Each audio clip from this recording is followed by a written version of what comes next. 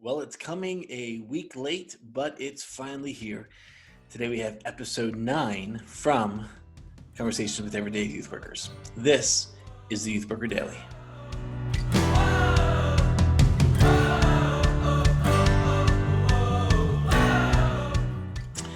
Hey everybody, welcome back to Conversations with Everyday Youth Workers, the podcast from the Youth Worker Daily. My name is Jay Hyam, and here at the Youth Worker Daily, it is our hope to encourage youth workers just like you with tools, tips, resources, and helps so that you thrive in your ministry. And today we have episode 9 of our series, the podcast, Conversations with Everyday Youth Workers, where we sit down over Zoom and talk with everyday youth workers and hear how God has called them into the ministry and what He is doing in, through, and around them in their current ministry calls. And like I said, it is episode 9. We've had a number of great conversations already in this first season. And today we're talking with Josh McLemore. Josh and I have just met recently, kind of got to know each other a little bit here, but Josh has a great story. Josh is the youth worker at Douglas First United Methodist in Douglas, Georgia.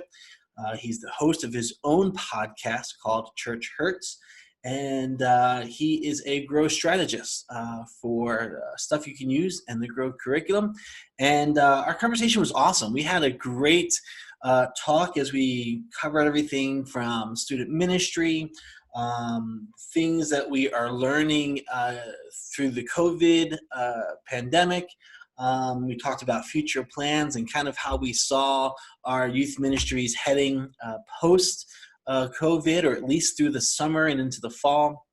And we talked a little bit about like just the future of student ministry in general, kind of where all of this online ministry might be taking us, and really kind of bringing it back to what youth ministry is, grassroots, and it's about relationships and connecting with our students. And so while there is some good things coming out of us being online, we really can't completely abandon the old school way of youth ministry because relationships are just so vital, and being with students is still one of the best ways that we can minister to them.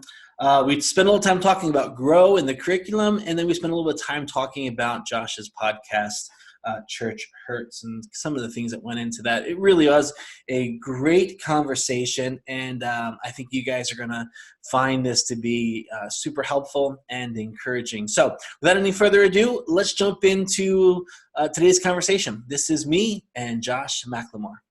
Hey everybody, I am joined today with a new friend. I'm just getting a chance to meet him today, and I'm excited to introduce to you Josh, and we're going to get to know each other here a little bit and hear Josh's story of youth ministry, what he's doing, what God's doing in, through, and with his students, where he is located. And hopefully we'll have a great conversation. Josh, thanks so much for taking some time to join me here on the podcast. Really excited to have you and to meet you. So this is really cool. Yeah. We've been Twitter stalking each other, I guess. I wouldn't say stalking. Like, we follow each other, the normal Twitter behavior.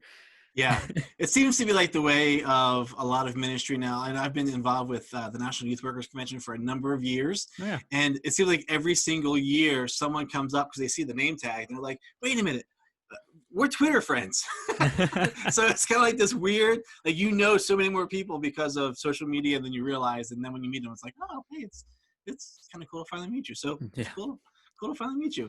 Yeah, so Josh, the whole premise of the podcast is sharing the stories of youth workers with other youth workers.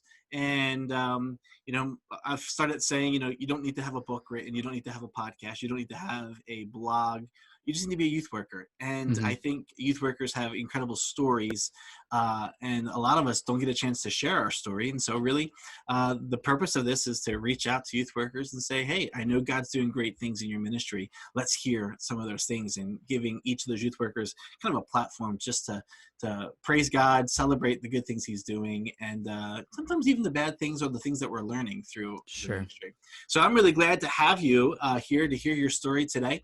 And as we get started, I want to know, who is Josh? Who are Yeah. you? Where are you from?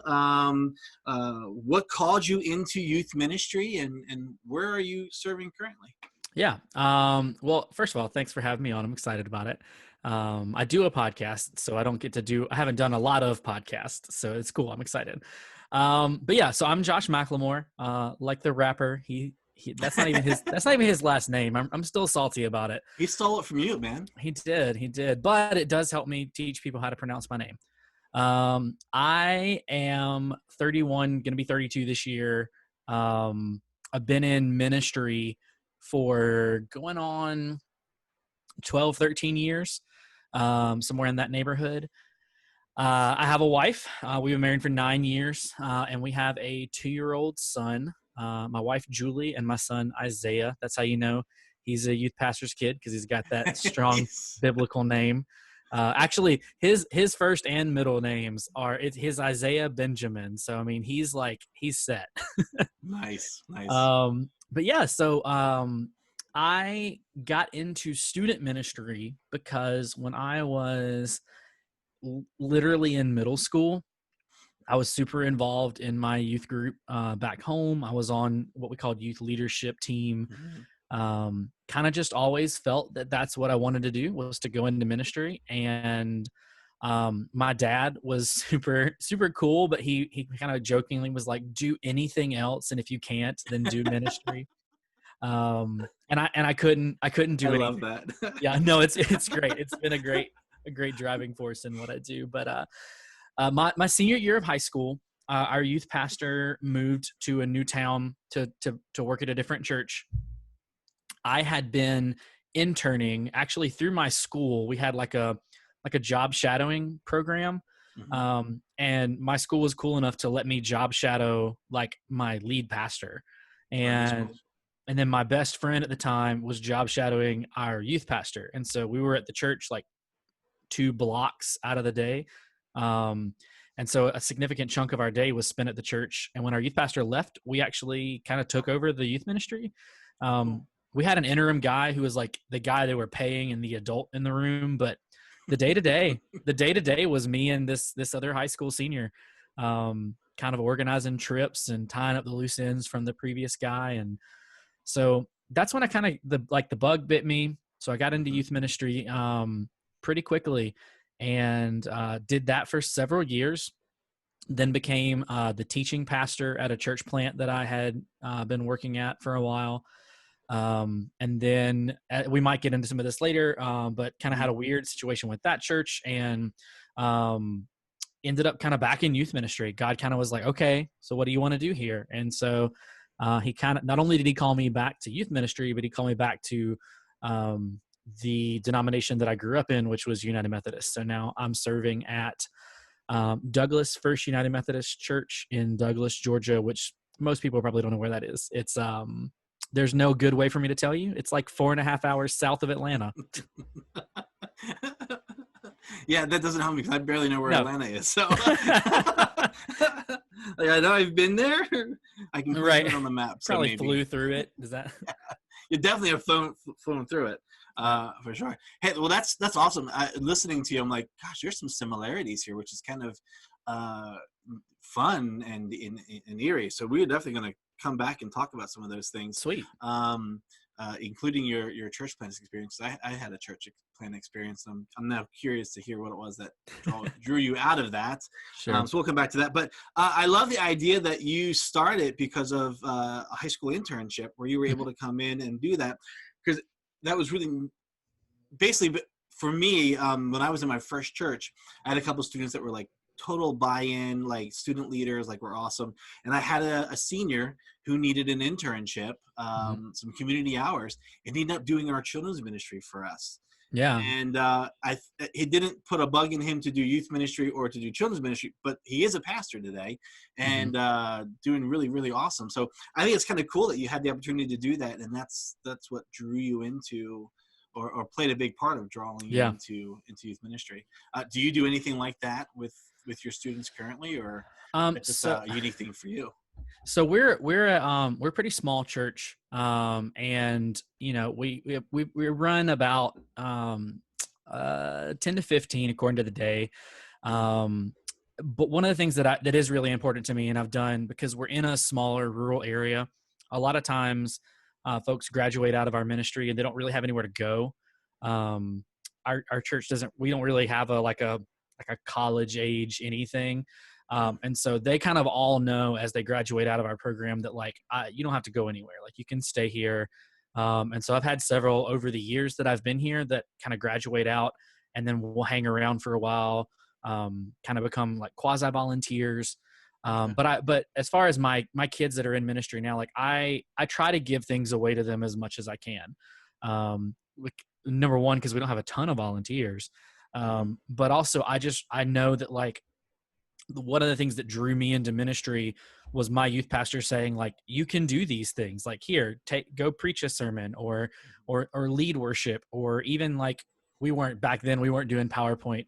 This will age me a little bit, but we had an overhead projector So in the tell me youth you room. use the overhead projector. Oh yeah. So sometimes I would be the guy pulling the overhead projector sheets, but the equivalent to that is now we let them do Pro Presenter. But Yeah. And doing the overhead projector, not anybody should just jump up there and do it. Like there was a way, because if you put it in the wrong way, it would be upside down yeah, or backwards. Like you had to know how to flip the pages in.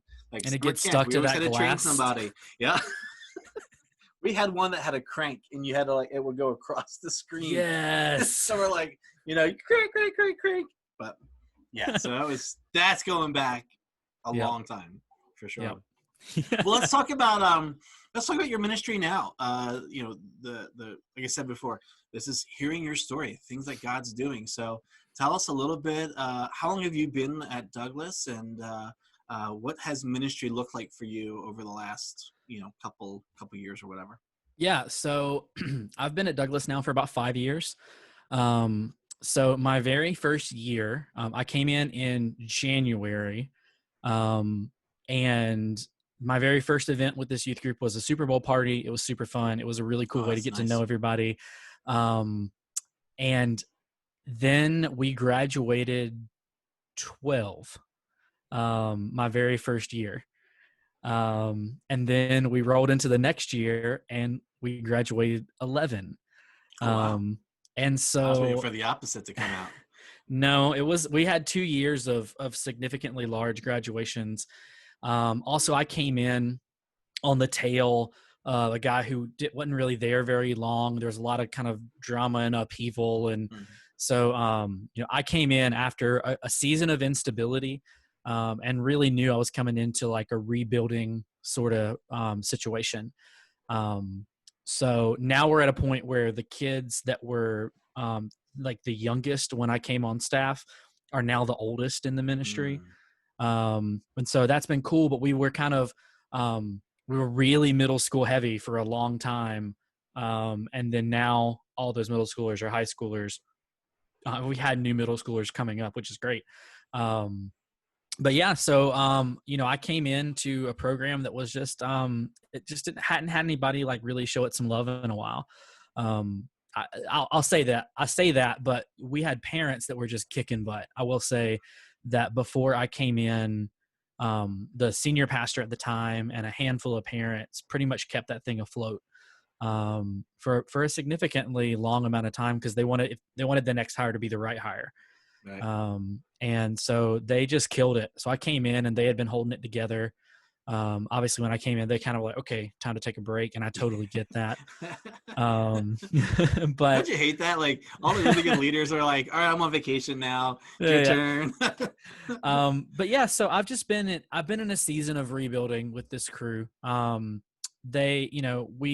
also a worship leader. So, worship was a big part of what I wanted to bring to the table. So we completely redid our youth room when I came on to put a focus on worship as a part of what we're doing. To the point now that like if we do a youth meeting and when we don't like do worship, my kids are like, when are we going to sing? Yeah. And so, which is cool. I like that. And yeah, so we've just been kind of growing and trying to figure out like what are we going to be about, and yeah, that's kind of where we're at. Mm. So over the last 5 years, clearly you've had to have some wins in some of this rebuilding time. Any really cool God things happen in the course of that time that we can learn from? Oh yeah, I think so. I mean, so again, I'm a smaller group, but what I've been able to see in this crew is really a thirst for the Bible. I am one of these youth pastors that like I don't think we need to water down anything for teenagers. Agreed. And I've seen that played out in my students. I learned it really, and you could be my kids, but I don't think it is. But I would come in and I would have like planned this message, and I would be, these moments in your message where you're like, this is going to be like the mic drop moment, where like kids' eyes are going to be opened and they're going to understand scripture in a way they never knew it before. Because that's like, I love when that happens. And so I'd have these moments planned, and I would be like, so, when this happens, this, and then a kid would like cut me off, and they'd like totally be like, oh yeah, because of this. And they'd explain the point that I thought. And that's when I was like, okay, God, I see you. I see what you're doing. That's called the student mic drop. Yeah.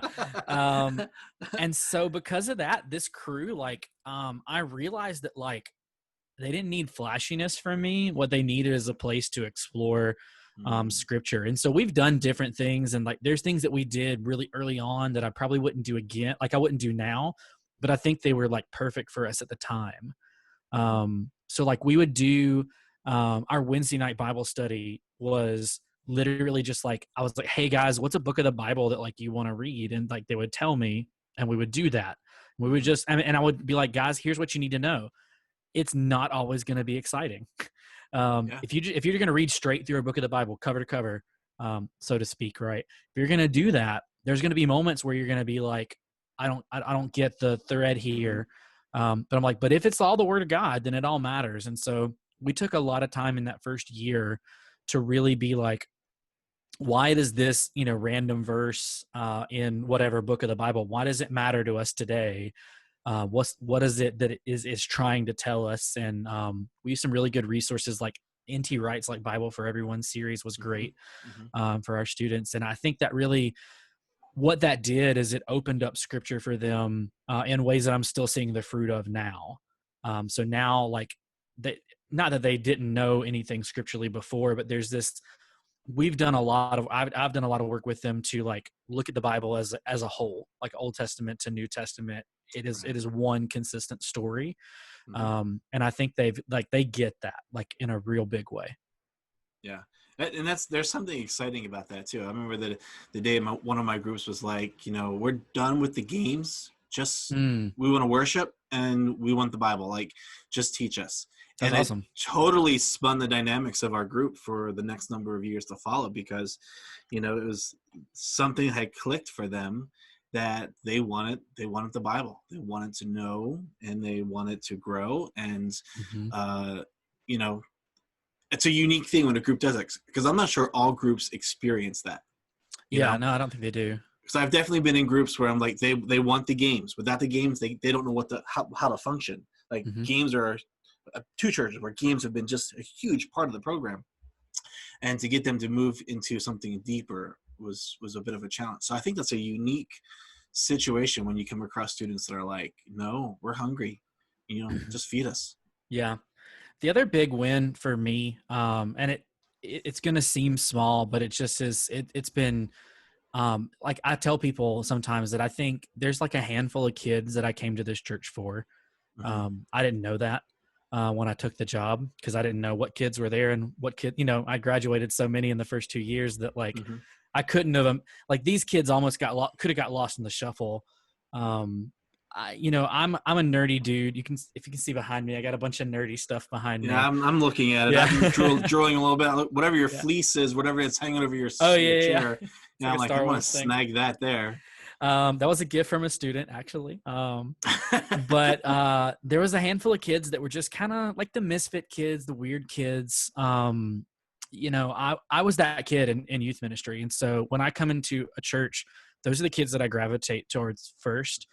But in the church that I'm at, I mainly there's this one kid. There's this one kid that, like, if I didn't do anything else but meet this kid, like, then me coming here is worth it. He's the first student that I've ever had that I, like, knew was on the spectrum. He is really high functioning. Got a lot of just a lot of issues on top of that. Like, family life is tough. Just a weird kid. He's been knocked around a lot. And I remember early on in my ministry, like, very first day of meeting all these students and being on staff, like, I said the kid's name wrong, and he, like, chewed me out for it in front of the youth group. And I was like, oh my gosh, he's going to be a problem, like, for a while. One day I walked by him in the church and I was like, hey, how you doing? And he was like, do you really care? And I was like, I'm about to, like, let into, so I turned around and I was like, I sat down and I was like, I do. And, like, I want to, like, if you don't feel, if you're not doing good, like, tell me, like, I mean that junk. Fast forward, he starts, like, he's young then. He's like, he would have been in middle school. So he, like, starts, like, casually just being like, hey, Josh. And, like, it's stuff he would have done, like, interacting on a different level. To, like, he moved away at one point because of the family situation, but then he came back, and we went on a trip. And I was like, hey, I just wanted to let you know, it was just, like, me and him. And I was like, hey, I wanted to let you know, like, I know you don't think this about yourself, but, like, you're a really big part of, like, our ministry, and I'm glad that you're here. And this kid who is, like, I definitely thought was going to be my problem student for forever, like, he said, I'm never going to do this again, but I just need to do this. And then he, like, came and gave me a hug. And I almost lost it. That's a win. Yeah. Because, like, this kid was so, like, in this one place. And if we can just give him a place to feel like he belongs, the other stuff is going to follow behind. Yeah. And so that's like my biggest, like, that story, like, I'm going to cry now, like, thinking about it, cause that kid's just awesome. Yeah. Yeah. Well, isn't that why we get into youth ministry? Isn't it for Yeah. those relationships? I mean, we're going to talk Corona here in a little bit too, but like, the biggest lesson that we'll talk about this too, but the biggest lesson that's come out of this season is, man, our ministry is about our relationships. It's not about any of the other stuff. The other stuff's great. The wonderful byproducts. But what it comes down to, it's the relationship that we have with our students. And it's that one student, there's two students that get it, and their worlds are changed because of the gospel, and because of the fact that someone said, I do want to know you, and I do care. And I think that's the sweetness of being able to hear stories like this, that we're encouraged by that kid's testimony, and you sharing it with us. So that's sweet. Yeah. He's a good guy. Yeah, that's so awesome. Let's turn the page here. So Sure. You've got good things happening there at Douglas, and ministry's going well. I love hearing what's been happening now. I've talked to a number of youth workers, and the stories have been dramatically drastic depending on their situation.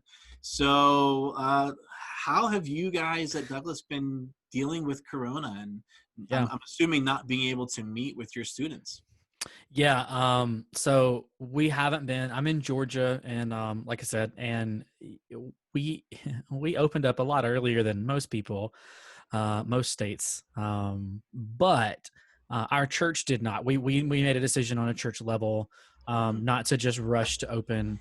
But let me go back to kind of the start of this thing. So we start hearing about Corona, and you start hearing about the idea of, like, this whole flattening the curve movement and all that whole sort of thing. And so I started sounding that alarm pretty early at our church, and for various different reasons. Not really being sure of all the information, and that we kind of waited, and we waited like most churches in our town did. But pretty early on, I made the decision to. We kind of knew the shelter-in-place order was coming. It just hadn't come yet. And so I went ahead and moved our youth ministry online about a week before the church did. And so that's where we've been. We've been doing Zoom since this whole thing started. We're still doing Zoom now. My church is about to start back at the end of this month, I think. I'm still mulling over exactly what that'll look like for student ministry. But that being said, I think I've seen some really good things out of this time. I've seen some really frustrating things. That, I'm sure every single one of us, the Zoom call that gets, 2 or 3 kids to hop on when normally you'd have, however many. But at the same time, I've seen some real relationships taking root that didn't exist before this. Mm-hmm. And so that's been cool to see and cool to facilitate. And it's so much so that like our Wednesday night programming, I scrapped all of it, and we literally just get on Zoom and like talk about like how we're doing. Wow. And my kids love it. Like they're there for it. With the exception of last week. Last week we did a Netflix party, but every other week before that, it's literally just been, how are you doing? Like literally, how are you doing? And then tell me something good that happened this week. Tell me something bad that happened this week. And then tell me like how we can pray for you. And that's what we've been doing Wow. on Wednesdays. And I've seen some real honesty come out of that. So that's been cool. Wow, that's a significant difference from what a lot of us are doing in trying to create these online programs where we're entertaining, we're bringing challenges, we're getting leaders to do stuff, we're getting kids to do stuff. In fact, I don't think I've heard that description of this season at all. Yeah. So that's kind of really cool. So what are some of the good things that have come out of doing it the way you guys have been doing it? So like that's on Wednesday. We're still meeting. We meet twice. Actually, we meet 3 times a week now. I added a new meeting. Oh wow. But, man, you have a lot to unpack here because you got my Yeah. head spinning 3 times a week. But Wednesday is just that. It's the hangout time, Okay. prayer time. Sunday is probably the closest thing to what we were doing at youth, except for I do it over Zoom, so it's live.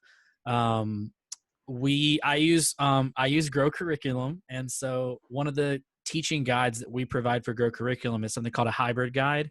Mm-hmm. And so it mixes teaching and like small group discussion together. So instead of doing one here and then one here, we do them together because I've got a smaller group. I can make that work. So that's our Sunday. And we have not even stopped our curriculum through this whole thing. And then Friday, the thing that I did new is we do a prayer breakfast. What I'm actually doing is teaching them Lectio Divina. And so we'll use the Lectio 365 app. I don't know if you're familiar with it. A little tiny bit. Yeah, but we'll just use that and just getting in the habit of praying through scripture. And I literally just share my screen and we go through the app for that day while we're like in our kitchen eating cereal. And that's what we've been doing.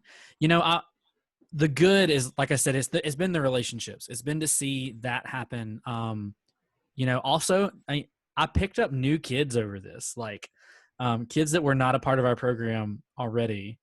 Like we had a girl visit our youth group for the first time over Zoom. She's been a member of our church, but the first time she came was over Zoom. That's cool. And she's stuck. She's been here the whole time, and it's great. Can I just, you mentioned a minute ago about this idea of like producing a lot, and because I don't know if you've seen, but on Twitter I've been kind of vocal about this.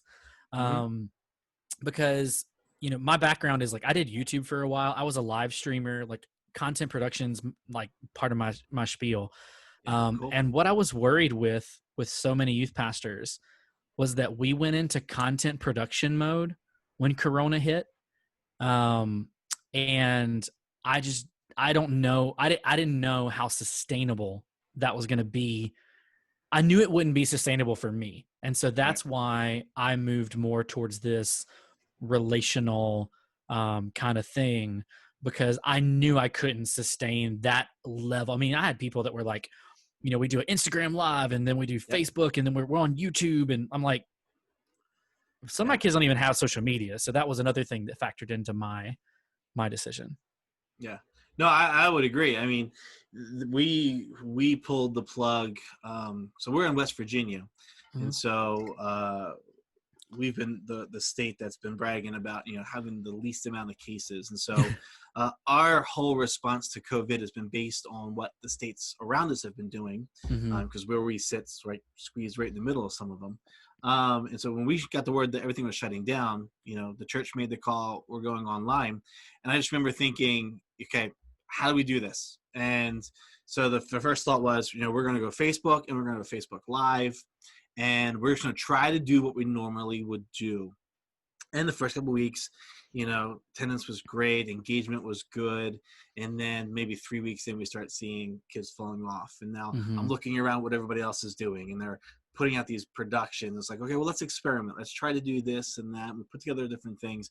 We ended up on YouTube, and I started packaging a whole 45-minute program, simply because we started noticing that bandwidth was an issue, connectivity was an issue. What we were trying to do live wasn't coming across well. And so we did that. But in the midst of all of that, this is where this is going. In the midst of all of this, we sensed this huge disconnect with our kids. Yeah. And so about halfway through, I said, you know what? We're going to do a Bible study. And we're going to attach it to what we normally do on Tuesday nights. Tuesday nights is when we have our gathering. And so we created a 45-minute fun episode that had, our worship leader recorded the song so that we could sing along. We did a challenge or some type of a game. We had kids, texting us responses and doing different things.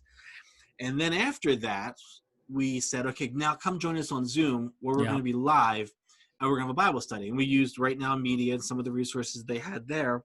But for us, what our hope was, okay, we know there's the level or the group of students that want the entertainment, but then because of the disconnect, we wanted to be face-to-face with them. But we knew we couldn't do our full youth group on Zoom.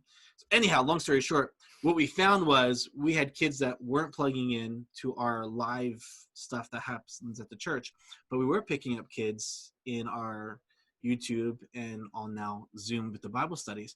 And we found that on Zoom, we were actually getting kids to engage in the Bible study, and kids that we wouldn't have thought were talking up and sharing and contributing and asking questions and asking for prayers and praying, which was a whole great dynamic swing for us in our group.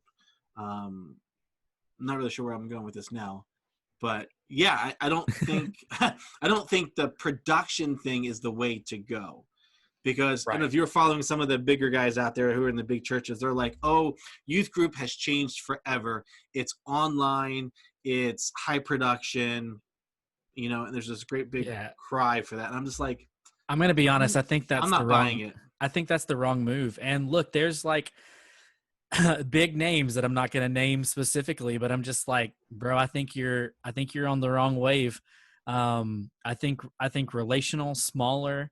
And I know I say that from a small church, so there's a little bit of a bias there, right? But I just know, so someone told me this story a while back. It was a youth pastor, and he was talking about one of his students. And they were at a retreat, and there was just a handful of students. One of those things where a bunch of people dropped out at the last minute, but you still got to go. So he's with this group of students, these guys that are really plugged in.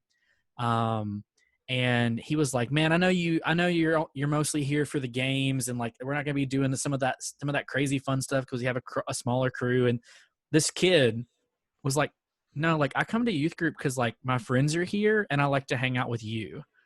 And that's what's up.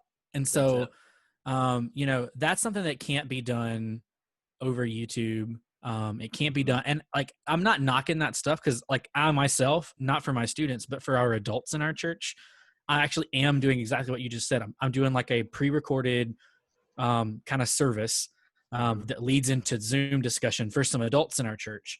And I think that works too. But I definitely think the idea of, and you said it already, but just take what we were doing before and put it online, that no. It's not long term. Not if you don't have the capacity, and I think most churches don't.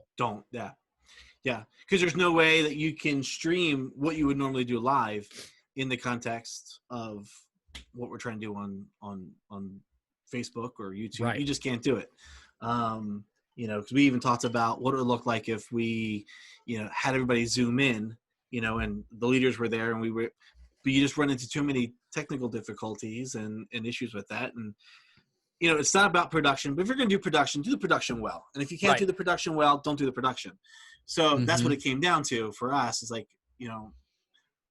let's record it, let's post it so that it's good to go, and then we'll have those interactions later on. Yep. And I think that's the win in that. How are you guys moving forward? You said you're just about to open. We are just about to open, probably the end of the month as well. So moving forward, learning or having learned what you've learned so far about relationships and how to reach students and the connectivity there, what are you hoping for as you guys begin to get back to, I don't want to say normal, but Yeah. you know, the no longer online situation? Well, for one, I think there will probably always be an element of online to my ministry moving forward. I've just seen too much good. And I should have mentioned this earlier, but like one of the coolest things is now that so Georgia hasn't been under a shelter in place since like May. And so a lot of my students have been like out and about and doing things, but they still Zoom in on Sunday. So they could be, at the beach or, wherever, but they are getting on Zoom on their phones and logging into youth group. I got kids that have moved away like a year ago that their youth group wasn't doing anything. And so they started coming to our Zoom meetings. And they're there like almost every time, and they're like a state away. I don't want to lose that ability. And so as long as there's I'll say a market, but as long as there's a market for it, we'll have an online element of what we're doing. As we move into like our building again, and which I don't think we'll probably, I'm looking at a lot of other youth pastors and seeing what they're doing. And I think most of us are kind of in the consensus, not all of us, but most of us are kind of in the like testing testing the waters. We might start outside somehow. We're a smaller group, so we could do something in someone's house if it was a big enough house, and we can kind of spread out. But I also, and I'm going to be really aware of my parents. So I have a parent meeting this weekend, and because I'm going to be honest with my parents, like I don't want to do anything that is going to cause you to have to like fuss with your kid about what they can or can't do. So what I need to know from my parents is, what are you going to send your kid to? Like, what are you going to feel comfortable? Because I'm not going to plan like a bunch of stuff and then you're going to be like, well, I don't want my kids to come to that because that's a waste of my time. It's a waste of your time. And it's going to cause unnecessary grief between your students. I think for me, and maybe I kind of lean on the more cautious end, but I definitely think, we'll probably be recommending masks, some social distancing. I've tossed around the idea of doing temp checks. I also don't want to make it, but at the same time, like I'm sure you feel this pull too of like, I don't want to make it feel too clinical or medical. At the same time, like I got kids that live with their grandparents. And so, they're in a risk category for sure. My kid's in daycare, so I'm coming into contact with who knows what. So I want to be sure that we're careful. So I think it's still in a work in progress for me to figure out exactly what we're doing. Yeah. Well, and I think that's helpful because, there are a bunch of us that are like, we are looking to see what other youth workers are doing. And I've had a number of conversations with, youth workers that are like, as soon as we can get back, we're back at it. We're going to do it the way it was. I'm like, okay, great. But I still have an eldership that says, you're not doing anything until the fall, as far as like what we would normally do. Like, we're not coming back until the fall. Like we're going to let this, we talked a long time about, so I oversee college students and children as the family guy here. And so we had long discussions about what do we do with our children's program. And we were going to bring them back with like limited number of kids. And we were going to tempt them all when they came in. We were going to have people sign them in so parents wouldn't have to touch stuff. Right. And we'd have volunteers lead them to the rooms. But then the question came up, well, do you make them wear masks? I mean, do we want to see a bunch of 2-year-old, 3-year-old, 4-year-olds, even first and second graders running around with masks? Who's going to keep that on? And fortunately, I think our church kind of thought, if we open back up and we're saying you can't shake hands, you can't hug, you can't have coffee, you got to stay 6 feet apart, you got to wear a mask, you can't sing without the mask. How is that really being a place that welcomes? And, it's like, sure, it just sets a different tone for everything we do. And so I'm really glad that we got shut down here. But yeah, like you, we're we just determined we just set a date for something in June that we're going to do. It's still 3 weeks away, but it's outside. It's going to be at a local park. It's going to be open air, and the activities that we're doing are activities that are going to allow the kids to still, have space among them. Right. And so we're excited about that. But I think what we need to be doing is what you said is we need to be dialing in what the parents are going to be okay with. Mm-hmm. Because if the parents say, I'm not sending my kid to you, then what's the point of doing what we're trying to do? Right. And so we've actually done the same thing. We've set up a Zoom meeting for our parents in a week, and we're going to ask those same questions. What are you willing to send your kid to? How mission trip was already shot down and canceled, so that was kind of a neat thing. Summer camps are closed, and so that's kind of resolved it for us. But the parents were like, we're not sending our kids to camp. So, right. So it's like we do have to think about what the parents are going to do, and what they're going to allow our kids to do, and versus what they're not going to do. So, yeah. How about for the fall? Any hopes for the fall? Yeah, I want to have hopes for the fall. Here's what I'll say. I know that whatever the fall brings, I know that we can still do ministry. And so that's what gives me hope in all this. I like I said, I'm probably on the more cautious, to some people would say pessimistic side. I'm relatively concerned about another wave in the fall. Especially because I was relatively concerned about the first wave and kind of felt like people around me weren't like feeling the same way. Attention. That being said, like, man, I want to be back together too. And so I think for the fall, I'm trying to be, I'm about to sit down and do my yearly planning. So I'm going to plan like everything is normal. Right. And look, we'll see what happens. The safety of my students and their families is gonna always take a front seat for me. But I'm hopeful for the fall that we'll get back into, we do a retreat every year in November. Last year I wasn't able to go. It's the first one that I've missed because I was actually like having like major surgery last year during our retreat time. And so I missed that. Like I missed like probably like 4 months out of last year in and out of the hospital. And so like I missed that time. It's been a really big retreat for us every year. And so I want to do it. Like I want to get back in. We got some events that I want to do with some local youth pastors that we kind of get together and do some things together. And so I'm going to put those things on the calendar. And, because here's the thing, I like, as much as like something may come up or it may get changed, like, okay, fine. But like, if we don't plan it, like it's not going to happen. Right. So that's kind of where I'm at. Yeah. The type A in me is like, you create the plan so that when you need to, you can deviate from it. But if you don't have a plan, you just have chaos. And you're just making stuff up as you go along. So I've got my calendar sitting on the desk, and I'm like, okay, we're gonna, fingers crossed, knock on wood. We're gonna move forward and hopefully be back together again. Yeah. I've loved this. This is great. It really is kind of wild to hear how similar we're thinking on a lot of these things. And I was going to go back to the whole church plant, but I'm going to skip that because you're involved in some other great ministry opportunities and resources, and I want to make sure that we can talk about them. You've mentioned you guys are using Grow. Before the call started, I shared that I was on Grow, but you're involved with Stuff to Use as a strategist. Yeah, so I came on board at Stuff You Can Use about a little over a year ago. And my title is Grow Strategist. So if people out there are familiar with Grow curriculum, which you are because you use Grow Kids, Love it. I basically that's right.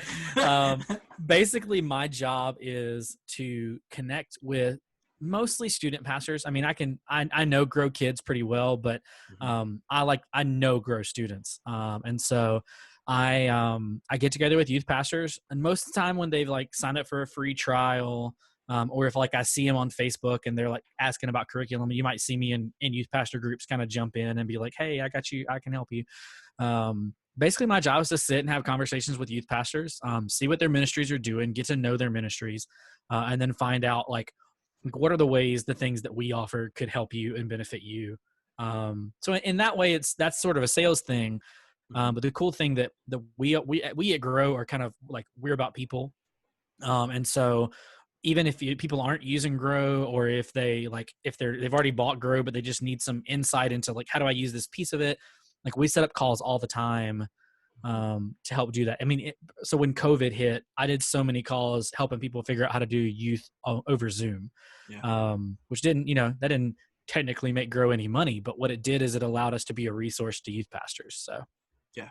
No, and that's why I wanted to bring this up, because one of the things I want to make sure we can do as youth workers is share the great resources that we come across. And I have known of Grow students for a while, haven't used it, but this past year the church was looking for some new kids curriculum, and don't know where I missed the announcement that Grow was doing kids, because I'm on the 3rd version, so it's been around for at least 3 years now. And I was stoked to see the material, how great and easy it is to use. And again, not promoting or plugging it. It's not a commercial for Grow, but it is a great resource. And one of the things I've appreciated, and you've already said it, I'm just going to confirm it, is the resources and the help that comes from the Grow staff. So, and I love the fact that they say, even if you're not using our material, here are some great tools that you can use. And I've appreciated some of that with the app and some of the other programming and strategy things that they're putting out there and sharing. So check out Grow students or Grow kids. Reach out to Josh and get some help with that. If you need some help. I got you. It is cool. Hey, and gosh, I don't want to say anything bad about Orange, because Orange got great stuff too, but man, the Grow stuff is so affordable. It's so good. And it's affordable. So we tell people all the time, like we want to be a resource, and we want to find a way to make Grow work for you. So a lot of people, so it runs the gamut, right? Because you got people that are used to spending money on curriculum, and you got folks that have never spent money on curriculum. And so we kind of do tell people, like, don't be scared. Like, reach out to us, talk to us. Like, we're real people. All the strategists are currently serving in full-time ministries. So like, we get you. So reach out to us and we'll find a way to make it work. Yeah, for sure. We'll put the contact for Grow information in the companion blog. But you've got another thing that you've been working on here, and I'm really curious to hear a little bit about this in our time remaining.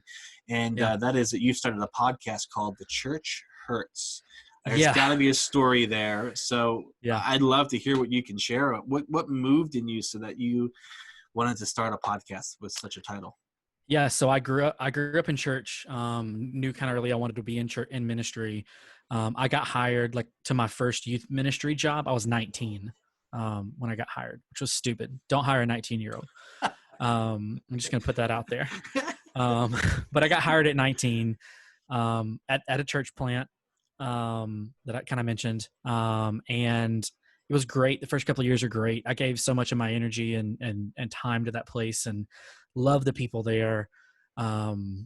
About 6 years in, it started getting weird. And I was young, I was dumb. I was everything that you wouldn't probably want a church worker to be if you're there, if you're there, the person. You were 19, so I mean. Well, by then I wasn't, but yeah. But like, I was just everything. Like, but at that time I wasn't the youth pastor anymore. I was the teaching pastor. Oh wow! So at that point, I was, if you looked at our 501c3, I'm vice president, right? Like, I had this kind of elevated sense of self. That was like, look, I'm right here with you, senior pastor, which at that time was just an executive pastor. And so I would preach every other Sunday, and I was getting from the senior pastor that had stepped down, I'd been told, like, you're going to be the one that's going to take the reins. Like, when I retire, you're going to be the senior pastor of this church. And that didn't happen.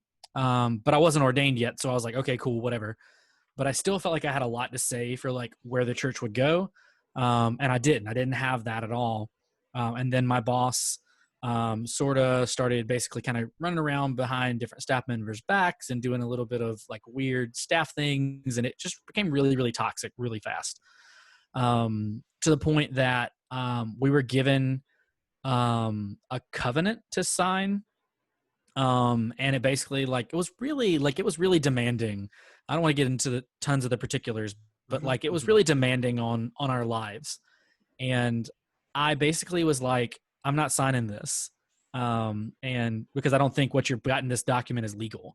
And I'm not going to sign it. And they were like, well, she was like, well, if you don't want to sign it, then just don't, and you have to resign.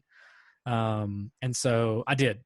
But I did so after like my hours had already been cut in half, like a bunch of my responsibilities had been taken away from me. It was bad. And so like I came out of that and I went straight back into another church job, the one I'm currently in. And it's by the grace of God that like that worked that way, because I moved into such a healthy place, from such a place of like not being healthy. But the more I talked to people in ministry, like we all had these stories, but we would talk about them one-on-one. And so it would be like when you go to a youth conference and, you're hanging out after, big room session and you're having stories about like, man, I just got like railroaded by my senior pastor. And first of all, I wanted people that don't work in churches to know what we're going through, what we have the potential to go through. I wanted to speak some truth to power when it comes to churches of like, hey, don't do these sorts of things. And I wanted people that had gone through similar situations to be able to hear kind of people working through it and telling their stories, so they would know that they're not alone. Yeah. And so that literally, I was in the hospital last year.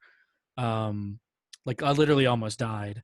And I was like, I want to start a podcast about helping people get over church hurt, because I know like how damaging it is. And so I literally in a chair at my house, heavily medicated, was like, come in January, the Church Hurts podcast.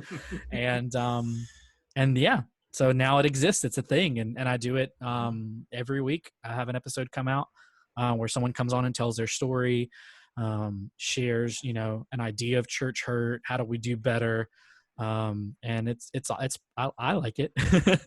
Yeah. Well, and I think it's practical. I mean, I think it's relevant in the case that, yeah, you're right. We go to these conferences and you hear these horror stories of things that are happening in churches. And, obviously we're thinking, I always think towards the youth worker, because those are stories I hear most often. And, the church is not an easy place to work. And, not only is there emotional damage, I mean, gosh, I know guys that have gone through stuff and, it's ruined their career. They've walked away from the church. And it's just, it's not right. So I appreciate the opportunity that now we have to say, hey, people are dealing with this, and here's a place for you to hear it and, maybe process through your own grief or struggle or whatever, and get some hope and some help out of that. So I love the concept. And I've listened to a couple of them, so they're worth checking out and spending some time. And if you've had a situation where you've been crushed by the church, hey, reach out to Josh. Yeah, and he's just dealing with it with you. And just so people don't get it twisted, like I love the church, and that's what this podcast like comes out of, is that I want the church to be better. But the only way it's going to get better is if we like own the places it's not great. So there's a couple of things we don't do on my show. We don't name names. So I don't let people say like, oh, this happened at this church. And obviously, like you can probably figure that out if you work hard enough, but we're not going to do it. We're not going to elevate that, because I am not interested in, well, I'm going to be honest. I've heard stories, some of them that I haven't even aired because I can't, but like that, there are some churches I do want to tear. I want to tear them down. But here's what I have to own. And here's the weight that my show carries. I think, no matter what the church is, there are people there that are just trying to figure out like how to be a Christian and how to do this thing. And if I run around just tearing everything down, I don't know that that's helpful. At the same time, I want people to understand the warning signs of churches that might be doing more damage than good. And so there's a fine line we work through of like, when is it time to leave? When is it time to stay? And that answer is a little bit different for everybody. But my main thing is like, I say, we want honesty, we want healing, and we want hope. And that's what I want to come out of the show that I'm doing. Yeah, that's awesome. And I do think it's timely and practical and a good thing to be sitting out there doing. And so we'll connect the links to the Church Hurts podcast. We'll put that into our companion blog and take a listen to all of that. Josh, this has been great. It's been good to get to know you. It's good to hear your story. I guess it is really kind of cool to hear how much we're lining up with thoughts and we're doing with our students. That's always really fun to kind of cross those bridges together. So if someone wanted to reach out to you and say, hey, you said something, I want to follow up on that, what would be the best way for them to get a hold of you? The best way would be Twitter. I'm pretty active on Twitter, so I'm just at Josh McLemore, and that's McLemore. So Josh McLemore on Twitter. I'm on Instagram, actually as HOJ Josh MC. Fun fact about me is I used to be a YouTuber, and that was my YouTube name, and and so it just kind of stuck. I can't change it because, of course, I can't get Josh McLemore on Instagram. So here we are, but I am on Insta, but I mean, Twitter's the way to go. Yeah. And you are pretty active on Twitter, following your feed there. Just look for Josh on Twitter and there you'll find him. All right, Josh, it's my practice to pray for you and for your ministry as we wrap things up. So if you wouldn't mind, I'd love the opportunity just to pray for you and your students and the things that God is doing as he continues to write your story there in Douglas. So if you don't mind. Absolutely. Pray. God, we give thanks for another story, the chance to meet Josh, to hear the path that you have put him on, the call that you've laid on his heart to minister to students, and the way that you're using his gifts and his talents to reach students and bring about life change through your gospel. And so, God, we want to pray for Josh as he continues to serve the students there at Douglas and ask that through his voice, God, you would speak hope and truth and love to the students that come in here. We thank you for this season that we're coming through and just the wins and the joys and the lessons learned, the way that students have connected with Josh and the ministry in new ways. But as we move forward through the summer into the fall, God, we're all hoping to get things back to some type of normal. And so as Josh and his students and team look towards the fall and start planning the retreat and start looking for the things that they look forward to doing, God, we pray for not just Josh, but for all of us, that we'd be able to kick back off in the fall and be with our students and just being able to celebrate the ministry that you've called us to. As it pertains to being with our kids. So we give you all praise and honor and thanks, and we just give it all to you. For it's in Jesus' name we pray. Amen. Amen. Well, I hope you have found that conversation to be encouraging and helpful. It was just a great time spent with Josh. I had hoped to get this podcast up a little sooner, but we had some family things come up, a vacation, and some other things that just delayed this podcast. And I'm sorry that it was delayed because the content in the conversation was just so good. But hey, it's here, it's out. Hopefully you have found it to be helpful. I want to encourage you to jump over to our companion blog over at theyouthworkerdaily.com. There is where you will find information, a little bit more information about Josh, his contact information, and some links and some information for his podcast, which I think you should check out. It's always good to recognize that what we do is a job that comes with feelings and hurts, and not that the church sets out to cause damage or to hurt. Sometimes those things happen, but his podcast is great, so you'll want to go and check that out. Also, let me give you a quick little plug here. Even though they're not a sponsor, I would love to have them as a sponsor. So stuff you can use, Grow Curriculum, if you're listening. Guys, take a few minutes. Go if you're not a Grow user, or if you're not checking out stuffyoucanuse.com. I believe that's their domain. You want to go and you want to check them out. Elle and Kenny have done a great job putting together a ton of resources. We use Grow Curriculum, the kids editions, for our children's ministry at our church, and this is our first year using it, and we absolutely love it. It is so easy to use. It's got great content, great activities and ideas that you can use with your kids. And while we've been on this pandemic restriction, we have not been able to have our children's ministry in person. And so we have found it to be super easy to take the materials each month, move it into a use at home format. And we've been continuing with each month series as though we were going on and doing ministry in person. We've just repackaged it for parents to use at home.